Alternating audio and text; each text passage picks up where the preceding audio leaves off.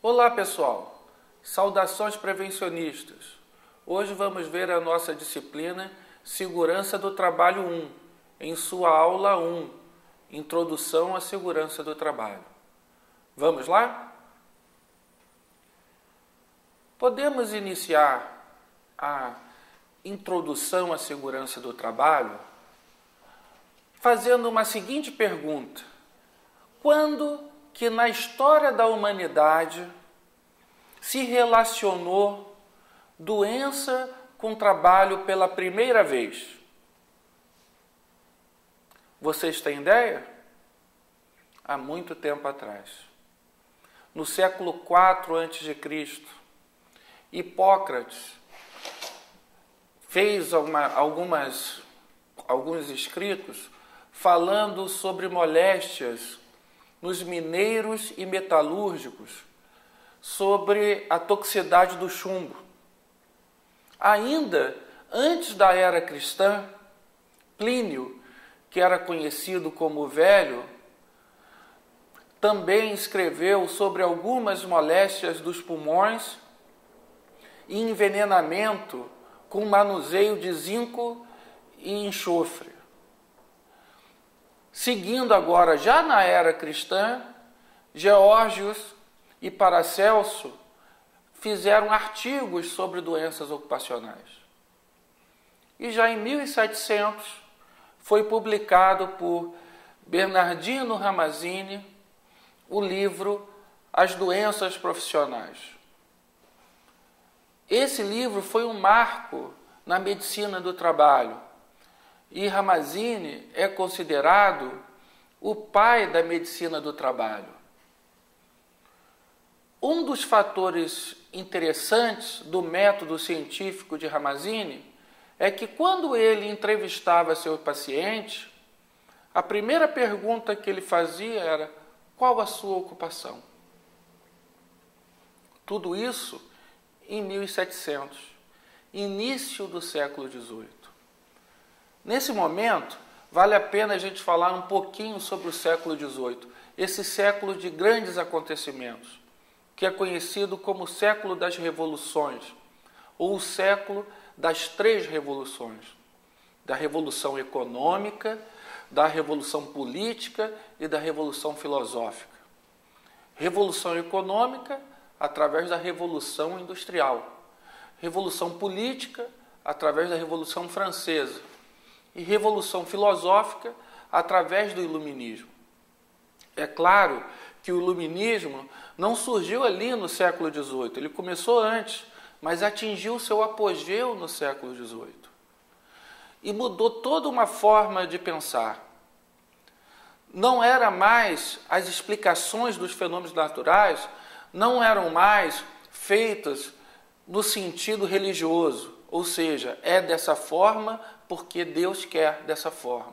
Não, agora temos que ter uma metodologia científica, uma explicação científica, comprovadamente científica, para cada fenômeno natural. Com isso, essas ideias foram o que impulsionaram a Revolução Francesa, ou seja, a burguesia toma o poder e a monarquia é destituída do poder e a igreja é afastada do poder. Mas de todas essas revoluções, a que mais é importante para o estudo da segurança do trabalho é a Revolução Industrial. A Revolução Industrial, que começou no final desse século, na segunda metade desse século, em 1760, na Inglaterra, com a primeira máquina de fiar, ela tem uma relação muito interessante no sentido de que é o triunfo do capitalismo sobre o feudalismo. O final da Idade Média e o início da Idade Moderna. No feudalismo, o artesão ele tinha as ferramentas e ele produziu bem em sua própria casa, em sua própria oficina. Já no capitalismo, na Idade Moderna, os detentores do capital compravam as ferramentas, colocavam em um local em um espaço físico definido e convocava pessoas, contratava pessoas para produzir os bens. Ou seja, nesse momento foi inventada a fábrica. Percebam, de 1760 a 1830, nessa primeira fase da Revolução Industrial, foi quando se criaram as fábricas. Não existia nenhuma lei que protegesse o trabalhador, porque era uma coisa nova naquele momento. Percebam o cenário. De um lado, os capitalistas querendo cada vez mais lucrar e, de outro lado, os trabalhadores totalmente desprotegidos. Foi um verdadeiro caos. Acidentes aconteceram com lesões graves, alguns até com óbito. Se formou um quadro dantesco, o que impulsionou a criação das novas leis, ou das primeiras leis de proteção ao trabalhador. A primeira lei que surgiu foi a Lei de Saúde e Moral dos Aprendizes, em 1802. Essa lei era específica para os meninos indigentes, que eram recolhidos nas workhouses e os industriais exploravam. Logo depois, essa lei foi ampliada para todas as crianças. Mas vamos ver agora o que essa lei preconiza. Tornava obrigatório a ventilação. Repare que eu não estou falando da ventilação mecânica ainda. Simplesmente da ventilação natural, ou seja, o ambiente tem que ter entrada e saída de ar. Determinava também o limite de 12 horas de trabalho por dia. Proibia o trabalho noturno e obrigava os empreendedores a lavar as paredes das fábricas 2 vezes por ano. Percebam que a evolução foi ainda tímida. Essa é uma lei que tinha uma abrangência muito limitada, apenas para os menores das workhouses e depois ampliada para todos os menores. Mas logo depois, em 1833, veio a Lei das Fábricas. Se nós compararmos a Lei das Fábricas com nossa legislação atual, obviamente também que ela está muito tímida, com poucos avanços. Mas, para a época, foi considerada a primeira lei verdadeiramente eficaz na proteção dos trabalhadores. Vamos ver agora o que a Lei das Fábricas preconizava. Proibia o trabalho noturno aos menores de 18 anos. Reduzia a 9 horas o limite de jornada a menores de 13 anos e para 12 horas se menores de 18 anos.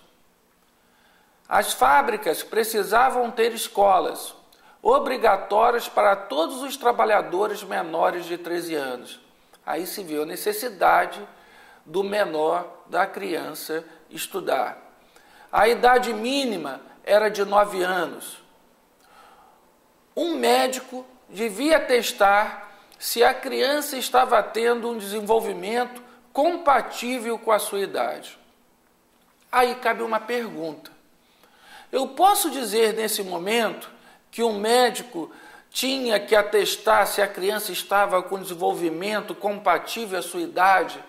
Eu posso afirmar que nesse momento nós tínhamos um serviço de saúde ocupacional? Começamos a ter um serviço de saúde ocupacional? Não posso afirmar isso. Por quê?